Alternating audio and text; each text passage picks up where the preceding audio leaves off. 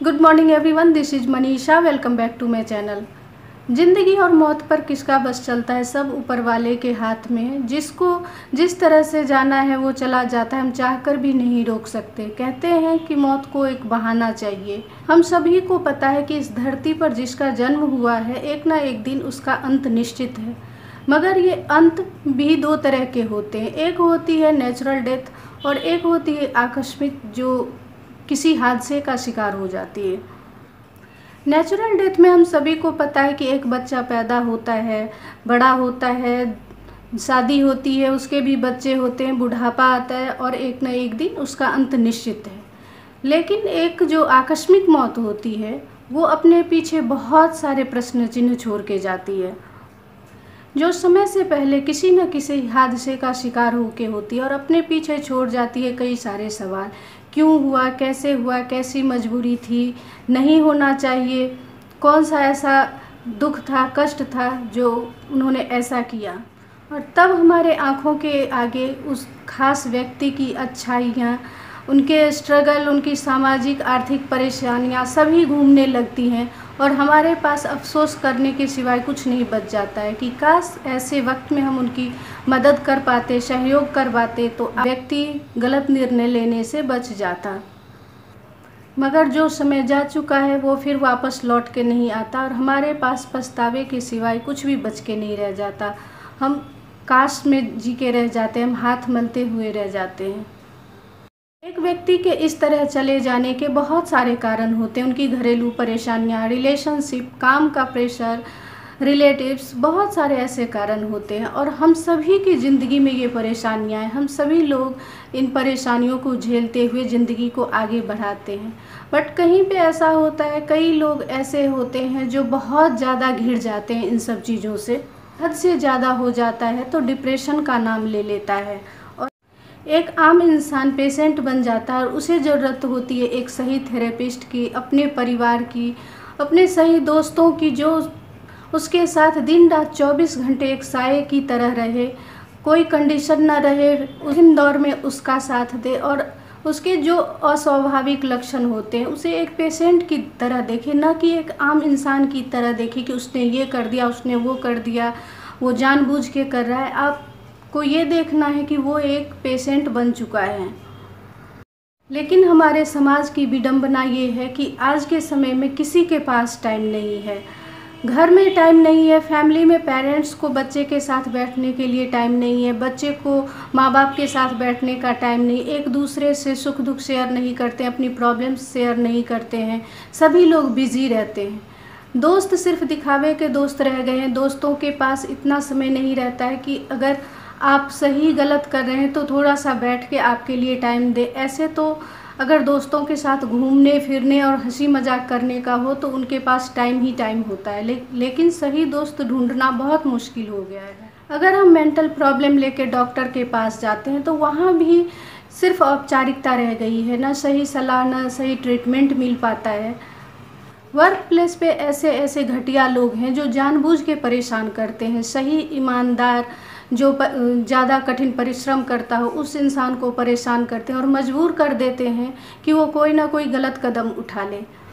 और जब कहानी ख़त्म हो जाती है तो कई तरह की अटकलें लगाते हैं, अच्छी अच्छी बातें बोलते हैं, उन्होंने बहुत अच्छा काम किया, वो मैंने ऐसे देखा वैसे देखा, श्रद्धांजलि देते हैं। बहुत अफसोस के साथ कहना पड़ता है कि हमारा समाज बहुत गलत रास्ते पे जा रहा है। हम लोग कहीं ना कहीं भटक रहे हैं अपने रास्ते से। ज़रूरत है कि हम सभी अपने आप को सुधारने की शुरुआत कर दें, नहीं तो सुशांत सिंह राजपूत जैसे ऐसे बहुत सारे अपने इसी तरह से चले जाएंगे और बाद में हमें पछतावे के सिवाय कुछ नहीं मिलेगा। आप लाख कैंडल मार्च निकाल लो, कुछ भी कर लो, लेकिन जो चला जाता है वो फिर वापस नहीं आता। किसी भी चीज़ की शुरुआत सबसे पहले अपने से करनी चाहिए।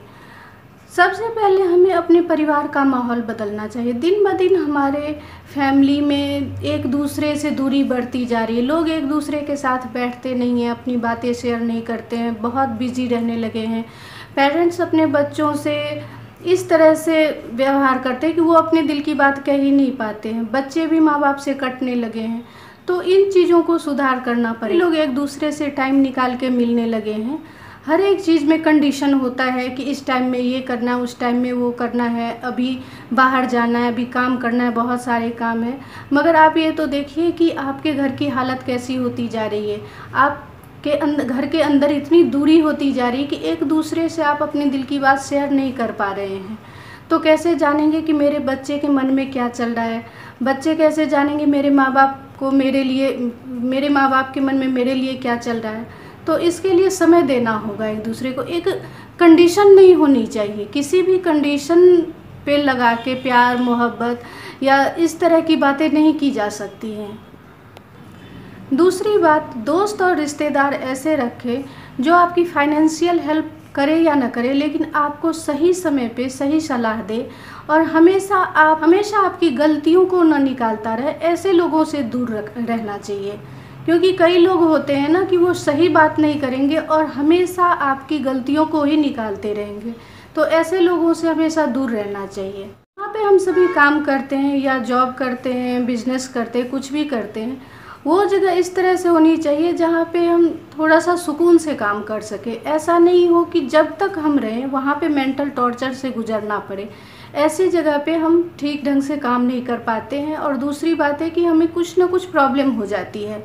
तो कोई भी काम आपकी ज़िंदगी से बड़ा नहीं होता है। दुनिया बहुत बड़ी है, एक जगह छूट जाए तो बहुत जगह काम मिल जाता है। ऐसी बात नहीं है कि वही एक लास्ट टाइम है और वही एक लास्ट जगह है जहाँ से आप काम करेंगे तो आपका कुछ हो पाएगा। और इन सभी एहतियात के बाद अगर परेशानी बढ़ती जा रही है तो ज़रूर डॉक्टर से सलाह लें। एक सही डॉक्टर जिस तरह से आपको बता रहे हैं रहना है, खाना है, मेडिसिन लेनी है, उस तरह से करना चाहिए। मेंटल प्रॉब्लम भी हमारे बॉडी के दूसरे प्रॉब्लम से उसी की तरह, ये कोई अलग से दिया हुआ चीज़ नहीं है। इसमें हमें बहुत घबराना नहीं। जैसे हमारे बॉडी में बहुत सारे ऐसे प्रॉब्लम्स हैं, हाथ के दर्द, पैर के दर्द, पेट के दर्द या बहुत सारे प्रॉब्लम्स है, उसी तरह से मेंटल प्रॉब्लम भी है। तो इसमें बहुत ज़्यादा घबराने की ज़रूरत नहीं है, लेकिन सही समय पे ट्रीटमेंट लेना बहुत ज़रूरी है। और अंत में मैं इतना ही कहना चाहूँगी कि प्लीज़ इस तरह के स्टेप मत उठाओ, चाहे कितनी भी प्रॉब्लम्स हो, कितनी भी परेशानियाँ हों। 2-4 गलत लोगों के कहने से आप अपने माँ बाप, भाई बहन, लाखों चाहने वाले को इस तरह तड़पता हुआ छोड़ के मत जाओ। आज हमारे बुरे दिन हैं, कल अच्छे दिन भी होंगे। तो इस तरह का काम मत करो प्लीज़। मैं आप सभी से रिक्वेस्ट करूंगी कि अपना ख्याल रखिए, अपने फैमिली में लोगों का ख्याल रखिए, अगल बगल रिश्तेदार, समाज, जितने भी लोग हैं, जितना आप कर सकें उनका ख्याल रखिए प्लीज़। जब भी समय हो उनके लिए टाइम निकालिए, मजाक का पात्र मत बनाइए कि कल फिर से हम लोगों के सामने एक ऐसी मार्मिक घटना ना हो। तो आज का ब्लॉग मैं यहीं पे ख़त्म कर रही हूँ। Thank you very much.